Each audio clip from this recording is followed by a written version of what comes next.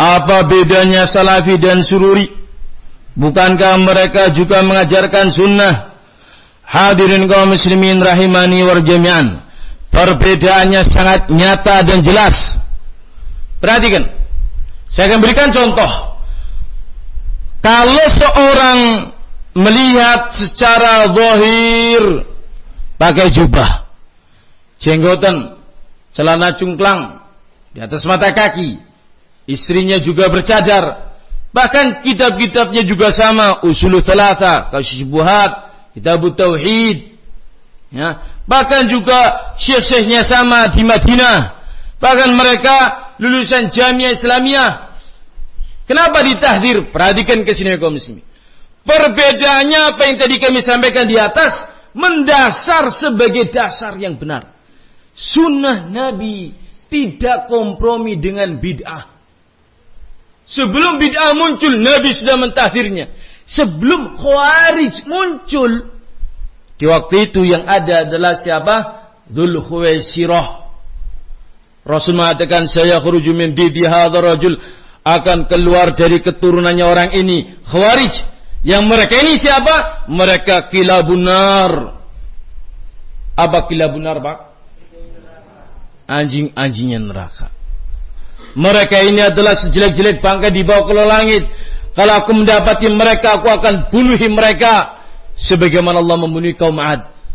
Rasul sebelumnya mengatakan mereka sholat, mereka puasa, mereka membaca Quran. Tetapi kalau Rasul menjumpai mereka, saya akan bunuh mereka sebagaimana Allah membasmi kaum 'Ad. Dan mereka sejelek-jelek orang yang mati di bawah kolong langit ini, mereka adalah anjing-anjing neraka. Ini tahdzir wa kaum muslimin.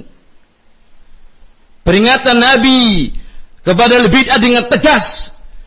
Sururi wa kaum muslimin tidak menerapkan hal ini.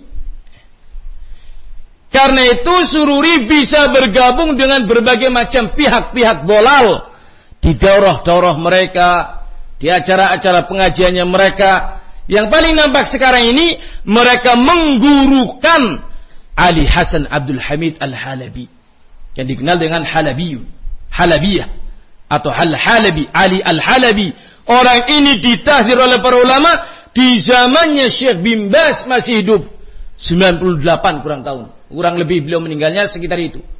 Sebelum itu sudah ditahdir. Ya, sebelum itu sudah ditahdir oleh para ulama besar bahwa dia adalah ahlul bid'ah, dolal, kelas internasional. Disebutkan kebatilan-kebatilan orang ini. Tetapi pihaknya Sururi menggurukannya. Pihaknya Sururi menjadikannya sebagai narasumber, mendatangkan ke negeri Indonesia di tahun 2006, 2007, 2008, kurang lebih tahun-tahun segitu. Padahal sudah ditahdir oleh kibarul ulama, Hay'ah Kibarul Ulama di negeri Saudi, kumpulan ulama kibar negeri Saudi, tapi masih dipakai oleh mereka. Ahlus Sunnah tidak mungkin melakukan hal ini. Ahlus Sunnah apalagi menjadikan sosok orang sebagai guru yang akan diambil ilmunya, harus selektif betul. Yang gak jelas-jelas saja ditinggalkan, apalagi yang sudah jelas bid'ahnya otomatis ditinggalkan. Sururi tidak punya manhaj ini. Mereka masih mengundang Khawarij internasional, Muhammad Al-Arifi, diundang oleh mereka, mengisi di daurah mereka, di televisi-televisi mereka. Ini dia. Kemungkaran secara manhajiyah jelas, tapi karena sudah malam. Kemudian kemungkarannya ada pada mereka berikutnya adalah pada perihal-perihal yang lainnya yang berupa kemaksiatan. Nama jelas. Mereka bermudah-mudahan dengan gambar. Ustaz-ustaz mereka kalau ngumpul selfie, Pak. Ini dia. Muncul di televisi bergampang-gampangan. Ya. Ketika ummahat mereka ya kagum, ustadzku ganteng-ganteng ya. Ini sudah fitnah besar. Suami-suami mereka tidak cemburu, tidak mengatakan ini loh, dek, suamimu itu bukan suamimu. Ya. Ketika ada polemik seperti itu, mereka ditanya, gimana nih Pak Ustadz? Istri-istri kami melihat para ustadznya dengan baju ini, dengan baju itu. Bajunya macam-macam karena mau tampil di televisi dengan indah dan bagus. Kami para suami, gimana nih para istri kami kok malah kesengsem dengan cinta dengan para ustadz? Ya sudah, televisinya dicadari saja. Ini jawabannya Badrussalam. Muhammad Arifin Badri. Televisinya cadari saja, tutupi dengan kain, dengarkan aja suaranya. Ya radio saja, ndak usah pakai televisi, buat apa? Halo ikhwan.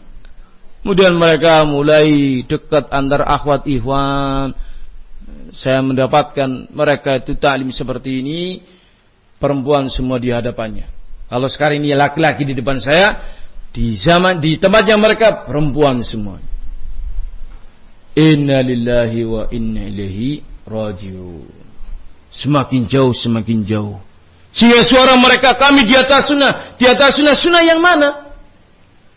Kalau cuma sekedar berjenggot, celana di atas mata kaki, apakah ini tanda salafi?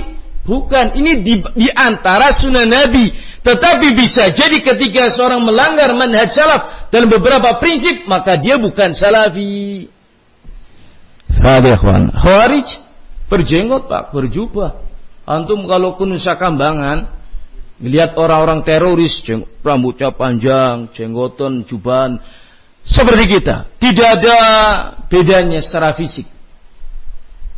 Ana ngisi di Nusa Kambangan dari tahun 2010 atau 2009. Ngadepi teroris, baju boleh sama, casing lah bahasanya, ya, casing boleh sama, tetapi etikot beda. Satu saat di tempat LP kami, kemasukan teroris-teroris kelas kakap ini, yang sudah jebolan-jebolan Afghanistan dan yang lainnya, sangat lihai dalam mempengaruhi massa.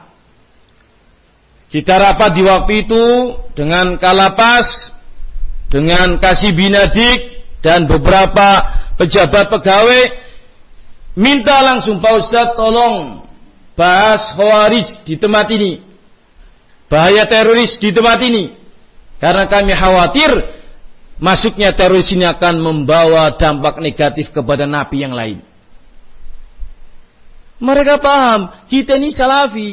Walaupun apa-apa, jenggotnya sama, jubahnya sama, mereka bukan salafi. Teroris itu yang dipenjara. Kita bicara sekali, dua kali, tiga kali, terus. Sampai akhirnya alhamdulillah para nabi paham dan tidak terbawa oleh arus teroris, kecuali satu yang kita kecolongan di waktu itu. Fakir ikhwan, Sururi tampilannya seperti itu, tetapi model dakwanya coba lihat gabungnya sama siapa? Ibn Mas'ud mengatakan, "I'tabirun nas bi akhdanihim." Takarlah orang, nilailah orang itu tergantung dengan siapa dia bergaul. Banyak dalil tentang hal ini. Sururi bersama siapa bergabungnya kaum muslimin, ketahuan dan nampak. Faqad ikhwan rahimani wa rahimakumullah jami'an. Kepanjangan jawabannya.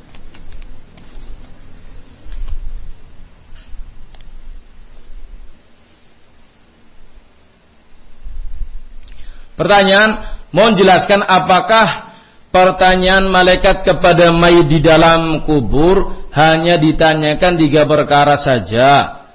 Siapa Rabbmu, siapa nabimu, dan apa agamamu? Apakah ditanyakan juga mengenai hal-hal lain seperti pemahaman mengenai tauhid asma sifat?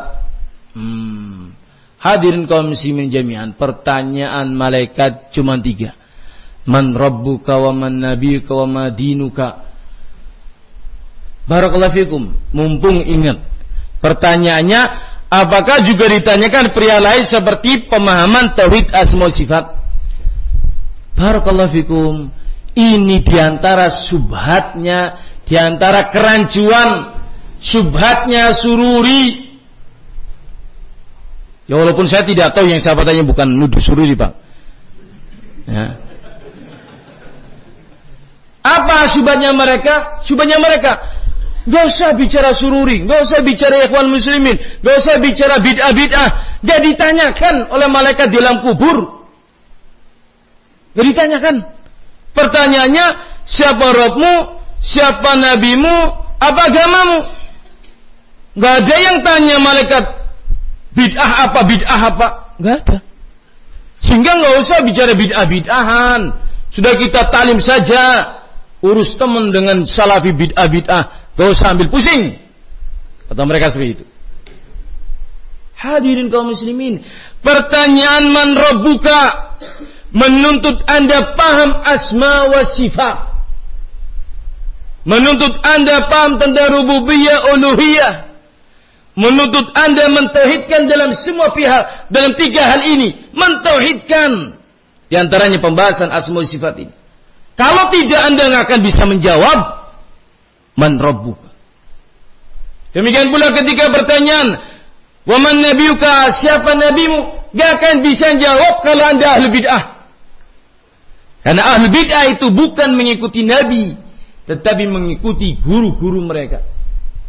Bukan berjalan di atas rel nabi, tetapi berjalan di atas rel guru dan kepala atau ketua rois amir mereka.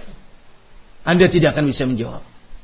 Karena apa? Disebutkan oleh para ulama, orang yang bisa menjawab siapa Allah, siapa Rabbmu, dia adalah ahlu tauhid semua hal. Bertauhid rububiyah, bertauhid uluhiyah, bertauhid asma sifat, menunjukkan keikhlasan ibadat tanpa syirik. Orang yang bisa menjawab pertanyaan siapa nabimu adalah mereka yang betul-betul mengikuti nabi, mentaati nabi, mencontoh nabi, mengamalkan ajaran nabi, tidak menyelisih nabi, dan tidak melakukan bid'ah. Karena bid'ah itu bukan ajaran nabi. Baru Anda bisa menjawab siapa nabi. Demikian pula dengan pertanyaan apa agamamu, lebih luas lagi. Agama kita agama wahyu. Ahlul bid'ah tidak beragama dengan wahyu. Sebagian ada wahyunya, sebagian bikinan mereka. Bisa dipahami hadirin? Alhamdulillah.